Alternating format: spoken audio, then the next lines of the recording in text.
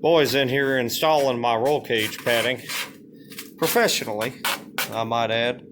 Make sure you cover up that pool noodle sticker. Yep, that's fine stuff there.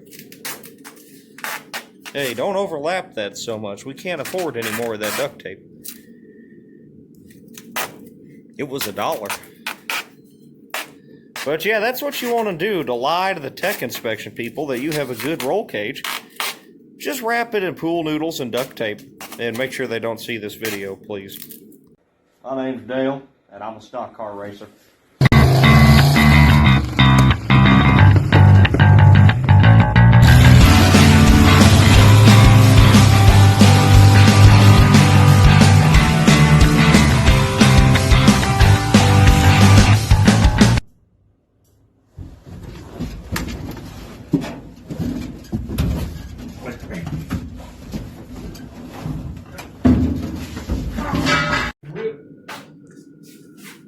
Alright, so what we've been doing here, upper control arm bushings, which I of course called, but they were definitely bad.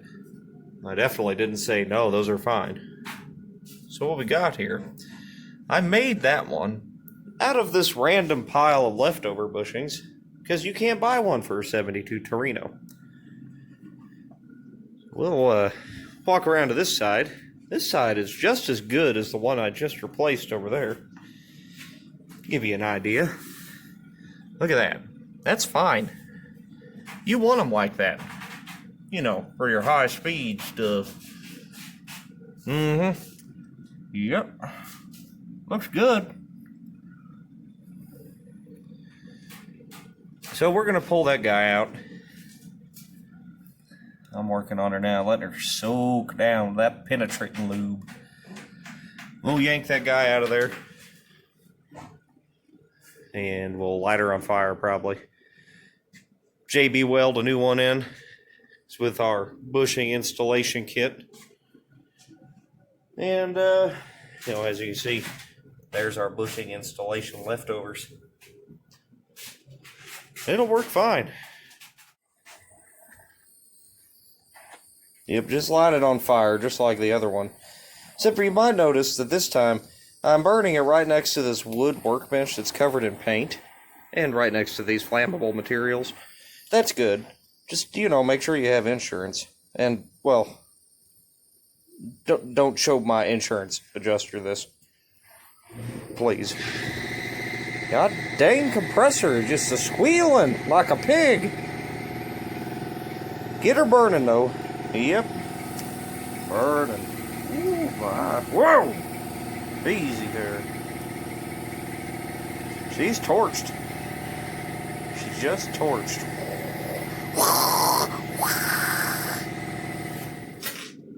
So what we got here, this is bushing installation sauce. So here, buddy, if we would just hold the camera.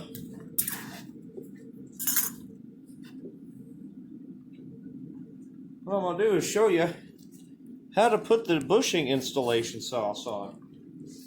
It's, you know, JB Weld. That's okay. See, the thing is, you can't buy these for a 72 Torino. So, well, you can, but they're from Energy Suspension. $80 for the whole kit. I don't have $80 to just blow like that. But I did find some shocks on Rock Auto for $4 a piece wholesale. They'll be coming soon.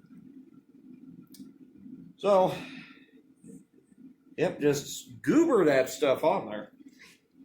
You don't want to use anything good to mix this stuff because it's just nasty.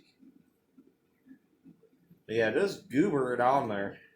Once you get it all around there, we're effectively increasing the diameter of this bushing. So then you just take it and just, yep, just like that. Oh, ooh, she is installed, boys. Woohoo! Smear a little around the edge. That way it definitely won't come out. Oh, yeah. Yep. And they come with these little guys here. It actually fit. So you just stick that on there. Like that. and boom, you're in business. One homemade bushing. Took a little bit of shaving. That's all right. Perfectly normal. Anyway, let's stick it in. All right. Well, we have a small problem here. See, I put this brake together a little while ago, and it appears that it worked a little bit too good and is no longer a brake. So I found this. This came out of a 67 Mustang. It's a front brake drum. I swapped it to disc. And I'm sure it's the exact same thing. So we'll just go ahead and use that. So we'll just rip all this out. Yep, just, yep. Just like, yeah. Yeah. This thing's disgusting. Don't worry about all this axle grease. It's probably not important. Now, they make some fancy brake tools.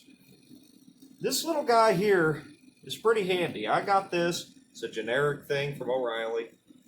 I've had this for over a decade. It's been a really good little spring tool. You just push, yep, just...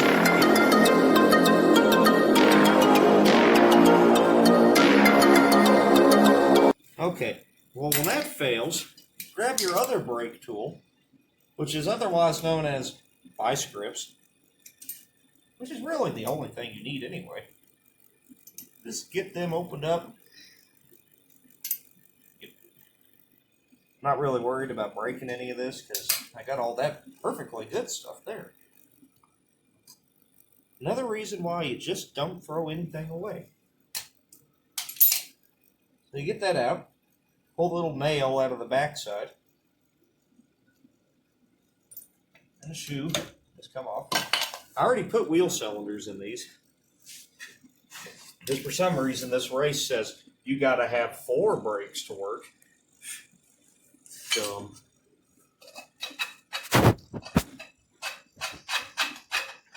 Anyway, clean a little bit of that out. Otherwise it'll wind up falling down in the drum and causing you problems later. Yep. Just. Yep. The only cleaning tool you need. Flathead screwdriver. Put it back in its spot right there. Yep. Alright. So now, we're going to want to make sure that this one has less surface area at the top. This one has more at the top. I don't know what it means. But I do know there is a difference and there is an order you're supposed to do it in. I've just never cared. So...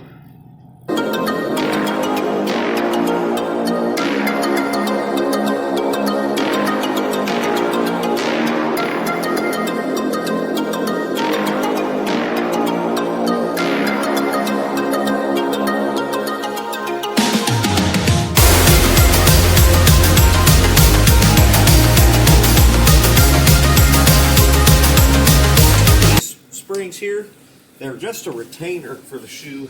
They don't do a whole lot as far as the braking goes, but they are necessary, even by my standards.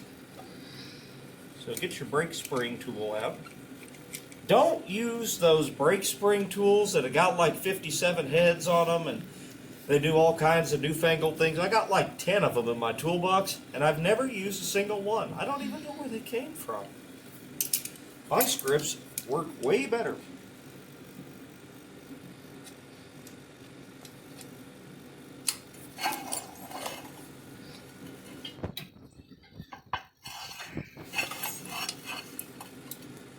Yeah, they work way better. Well, they work pretty good when it's on the car. I have to say, this is a situation I have not dealt with.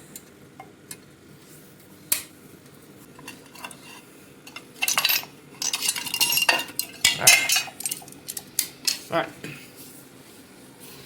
we'll go ahead and hang this other shoe on here.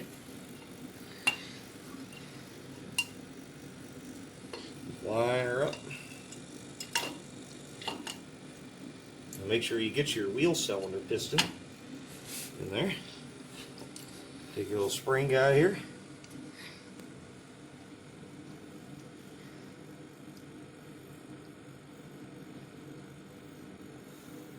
Let me tell you something, folks.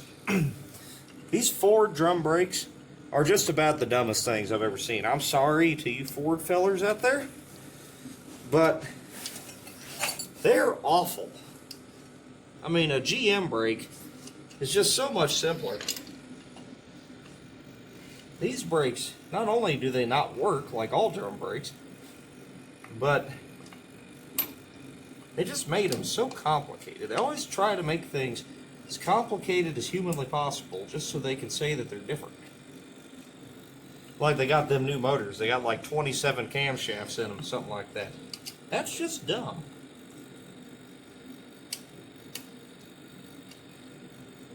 And I'm not an anti-Ford guy by any means. But I am an anti-stupidity. Well,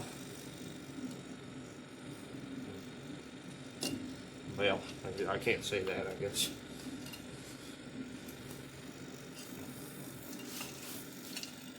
Alright, dang it, come on now.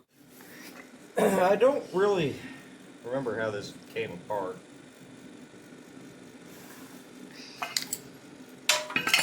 See, Ford uses these goofy things here. I'm going to say that one doesn't have long for the world anyway. So, I'm not going to use it. And when you don't care about that, it really doesn't matter what kind of adjuster or what shape it is, as long as it works. So remember, what this does here is it actuates a mechanism down here that turns this little wheel here, which automatically adjusts your brake shoes out. And it's pretty handy to have, but for our purposes, it's not really necessary. We're not going to be, doing a bunch of city driving in this thing. Maybe we will. No.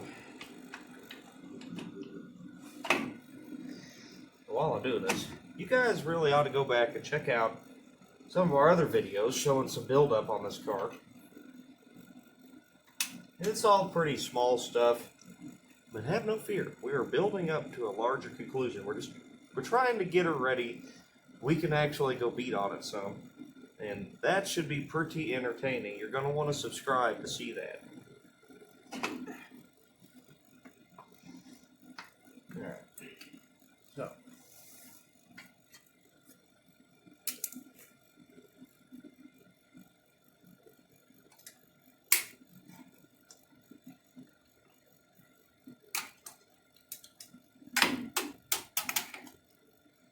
that lower one on there. Go.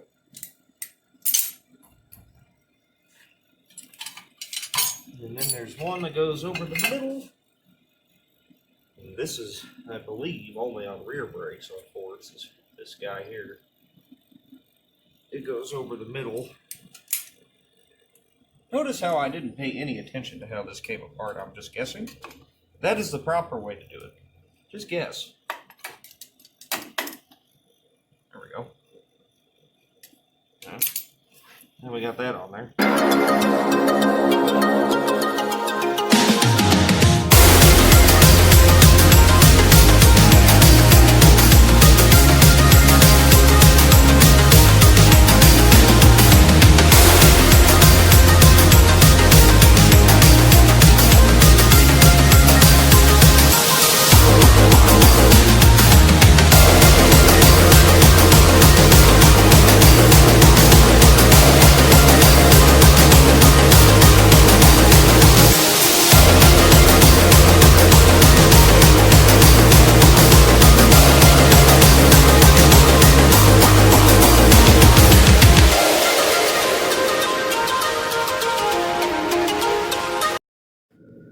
Alright, I set the boy to working on adjusting this side because I'm lazy. Yep, just wind her down about 1.5 turns.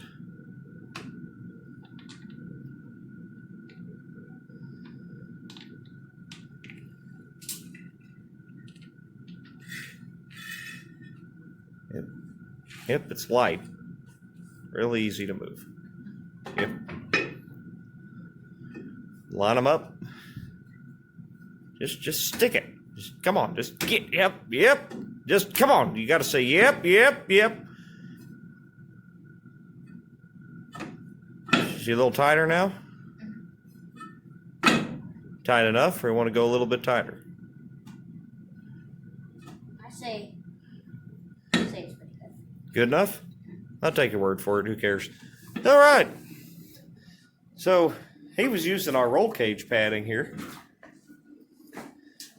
Did a pretty bang up job here. We'll run out of duct tape though. We got to go back to the Dollar Tree tomorrow. Dang it.